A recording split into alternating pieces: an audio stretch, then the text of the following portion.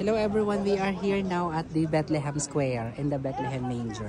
So sobrang daming tao everyone. So hindi na inag-aalaw sila na makapasok dito sa may kasi gagamitin nila ito sa Christmas lighting sa isang araw. I think next week ang kanilang lighting ng itong Christmas tree lighting next week.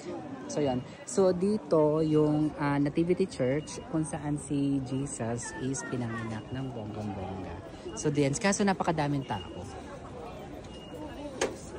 This is their Christmas tree. Diba? So ayan, ang daming tao.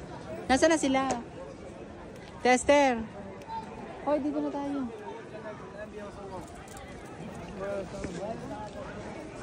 Oh, ayan.